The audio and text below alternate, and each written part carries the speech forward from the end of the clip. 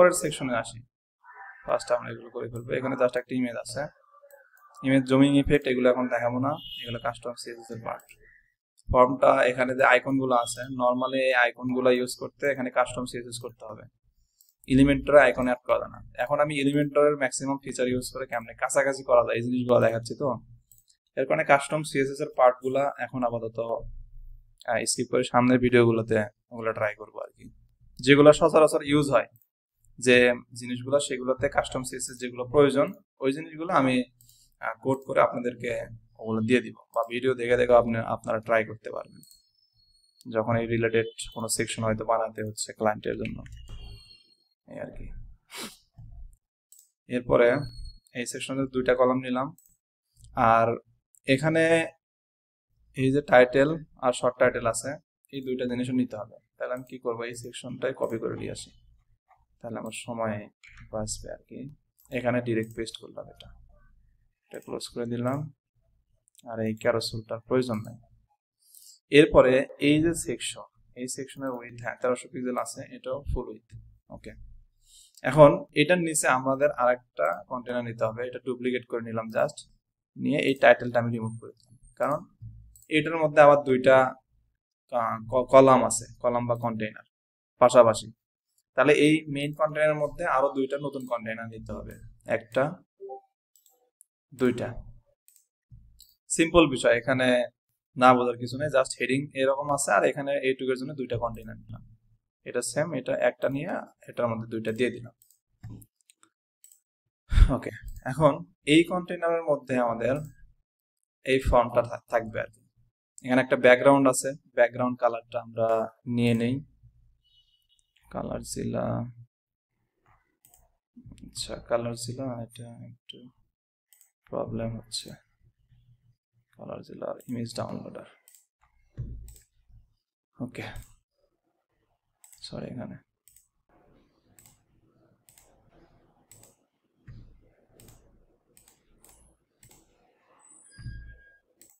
একটা রিফ্রেশ করি,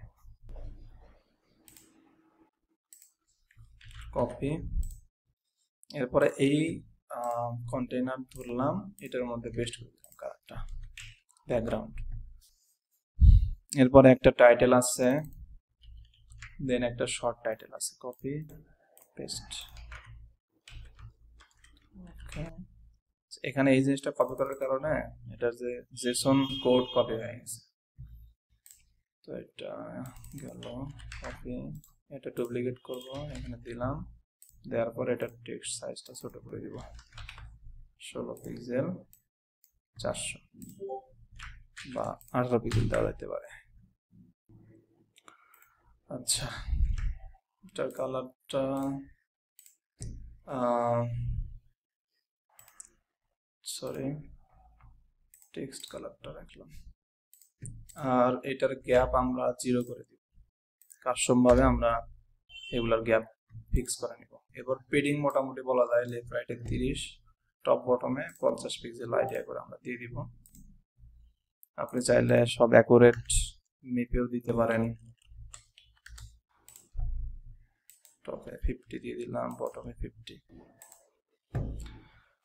ওকে, এখন এই ফর্মটা আমাদের বানাতে হবে লেআউট, পাশাপাশি আছে নেম, ইমেল, ফোন অ্যাড্রেস, আর হলো মেসেজের একটা সেকশন, এরপরে গেট ইন টাচ, আর এটা তো আলাদা।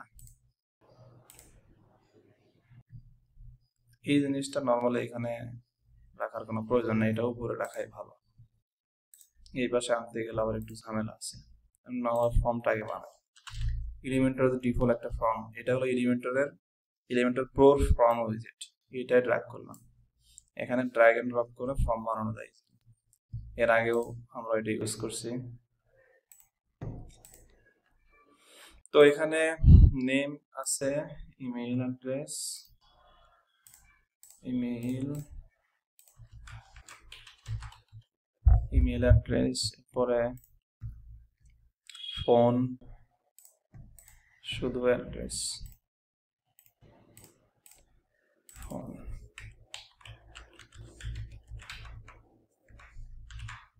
এটা শুধু অ্যাড্রেস।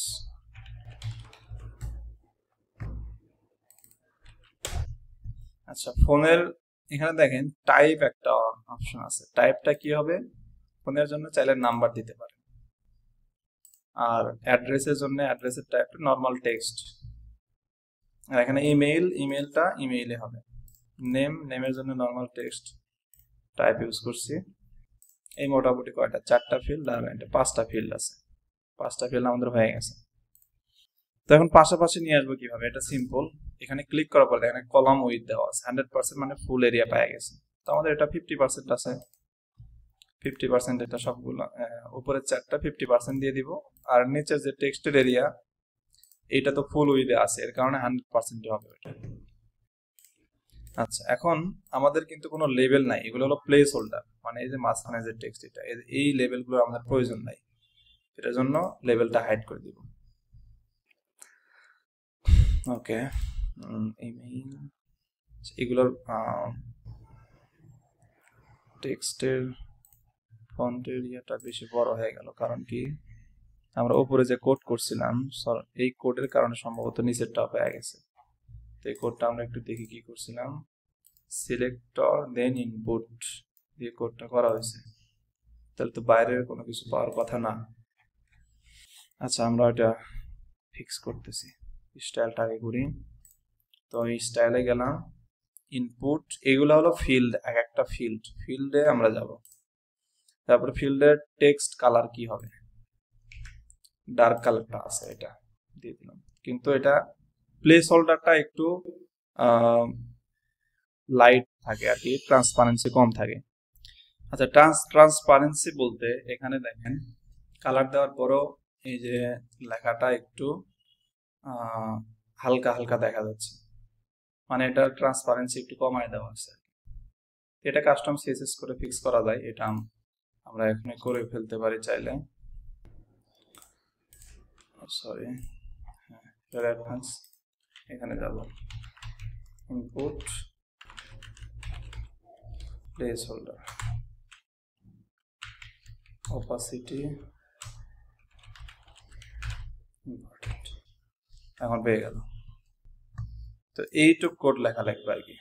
সাপোজ কোনো ফিল্ডে কালার দেওয়ার পর এরকম হচ্ছে না, তখন এই কোডটা বসাই দিলেই ওই কালারটা ভিজিবল হবে আর কি। ওকে, এখন আমাদের এই ব্যাকগ্রাউন্ড, ফিল্ডের যে ব্যাকগ্রাউন্ড, এই ব্যাকগ্রাউন্ডটা আমাদের প্রয়োজন নাই। তো ফিল্ডে যাব, এরপরে ব্যাকগ্রাউন্ড কালারটা আমরা ট্রান্সপারেন্ট করে দিব। এরপরে আমাদের বর্ডারটারও প্রয়োজন নাই, বর্ডারটা 0 করে দিলাম। এরপর বক্স শ্যাডো, এখানে হালকা একটু বক্স শ্যাডো আছে। তো সেটিংসে যাব, এখানেই আমরা আরেকটা কোড লিখবো। আচ্ছা সরি, ইনপুটের আগে সিলেক্টরটা দিয়ে নিব। সিলেক্টর বলতে শুধু এইটুক এরিয়ার মধ্যেই পাবে, যেটা আমরা সিলেক্ট করে কোড লিখতেছি ওইটাকেই সিলেক্টর বলে। ওইটুক এরিয়ার মধ্যে পাবে, ওটার বাইরে পাবে না। ওকে, এরপরে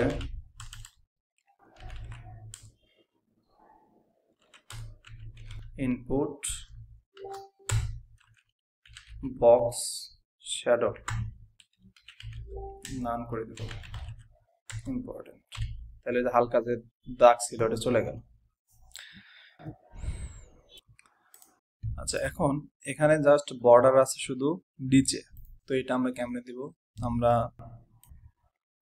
স্টাইলে যাই, এরপরে ফিল্ড, এখানে এটা আবার 0 করে নিব, নেওয়ার পরে বটম জাস্ট এটা অন করে দিব, আর বর্ডার রেডিয়াসটাও 0 থাকবে। ওকে, এটার কালারটা আর একটু হালকা হবে, এরকম থাকলো। আচ্ছা, এই যে মেসেজটা কিন্তু ইনপুট টাইপ না, HTML ইনপুট টাইপ নামে কিছু ফিল্ড আছে, এটার নাম হলো টেক্সট এরিয়া। তাহলে আমাদের এই যে অপাসিটি এটা আমরা ইউজ করছি, এটা আমরা টেক্সট এরিয়াটা আমরা এই জিনিসটা আবার এইটুক, সরি, পুরো জিনিসটা আমরা কপি করলাম, করার পরে কমা দিয়ে আবার এটা পেস্ট করব, করার পরে ইনপুটের জায়গায় জাস্ট লিখে দিব টেক্সট এরিয়া, তাইলে আমাদের এটা হয়ে গেল।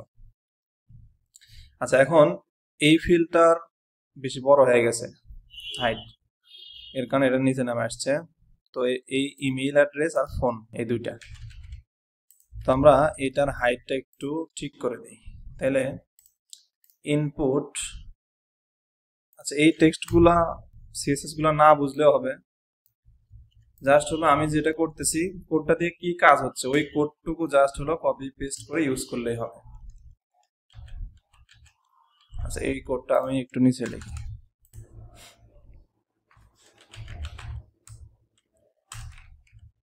ইনপুট, সরি এই ইনপুটের আগেও সিলেক্টর দিতে হবে।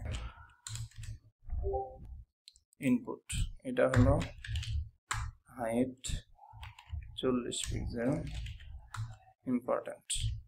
আমরা একটা ডিফল্ট হাইট দিয়ে দিলাম। এখন ট্যাবলেট মোবাইলে দেখতে পারি মোটামুটি ঠিকঠাক আছে, কোনো সমস্যা নেই। জাস্ট হলো এটাতে পেডিং আমরা 0 করে দিব আর এটাতে পেডিং একটু কমাই দিব 20 পিক্সেল আপ। এটার ফন্ট সাইজ 16 হবে, এটার ফন্ট সাইজ একটু আর একটু কমাই দেব 28 পিক্সেল করা যায়। পাবলিশ, এটাতে একটু পেডিং দেই 10 পিক্সেল, টপ এন্ড বটমে 30 করে দেই।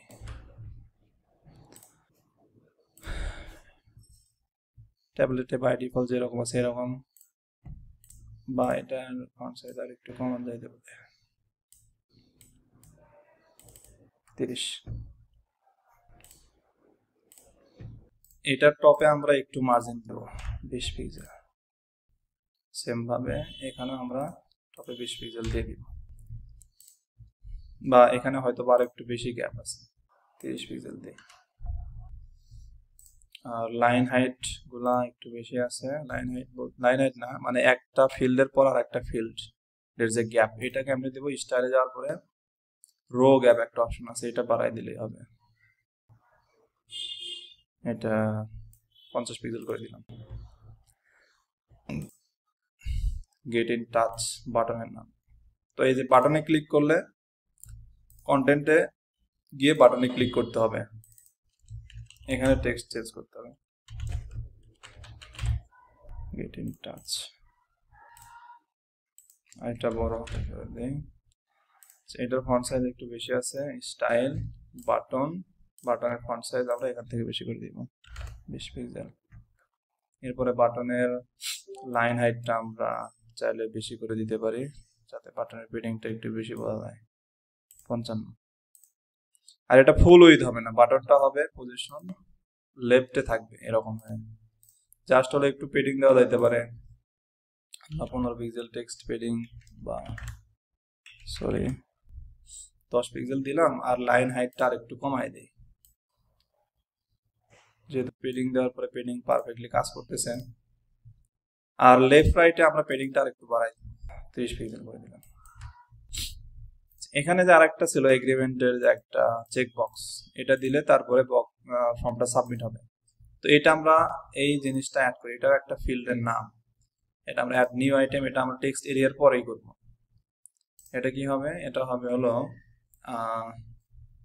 চেক বক্স, চেক বক্স এটার নাম কি দেওয়া আছে কানেক্টেড, এটা ইনলাইন, সরি তো এই জিনিসটা একবার নিচে নামে গেল। আচ্ছা এখানে যদি আমরা লেভেলটা এনেবল করি তাহলে কিন্তু ঠিক হয় না, তারপরে এটা ঠিক হচ্ছে না, মানে এখানে হাইট দেওয়া আছে তো ইনপুট ডিরেক্ট ইনপুট লেখা হাইট দেওয়ার কারণে সব ইনপুটে পাই গেছে, এটাও একটা ইনপুট, এর জন্য এখানেও হাইট পাইছে।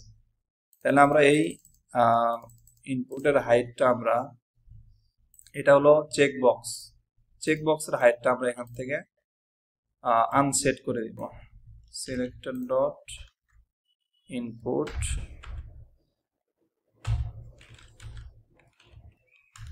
input type equal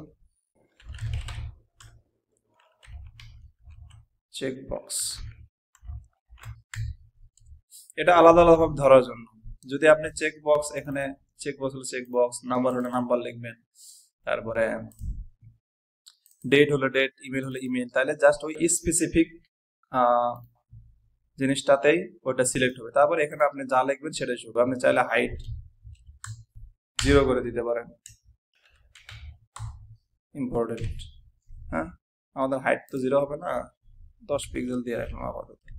তাহলে এটা মোটামুটি একটা ফরম্যাট আসলো। বা 15 দেওয়া যায়, 15 দিলে একটু বেশি হয়ে যাচ্ছে, 12, 13, 13ই রাখি। এরপরে লাইন হাইটটা দেখে আমরা একটু ফিক্স করতে পারি কিনা। ইনপুট ফিল্ডের যে ফন্ট সাইজ এটা 16 দিলাম, আর লাইন হাইট এটা 17, ইএম দিয়ে করি 1.2 দেওয়া যায়। আচ্ছা, এরপরে আমাদের ফর্মে গেলাম, বাটনের আচ্ছা রো গ্যাপটা একটু কমায় দিলাম, পাবলিশ।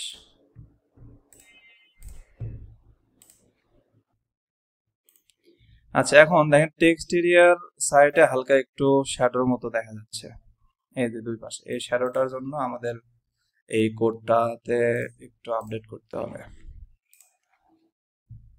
এই যে শ্যাডোর যে কোডটা ছিল এখানে সিলেক্টর ডট টেক্সট এরিয়া, এই কোডটা আমরা এই ইনপুটের পরে একটা কমা দিব, দেওয়ার পরে এখানে বসাই দিব, তাইলে ওই শ্যাডোটা এখান থেকেও চলে যাবে। এখন ঠিক আছে, পাবলিশ। এরপরে এখানে একটা ইমেজ আছে, ইমেজটা সেভ করে বসাই দেই। ইমেজ, সরি, এখানে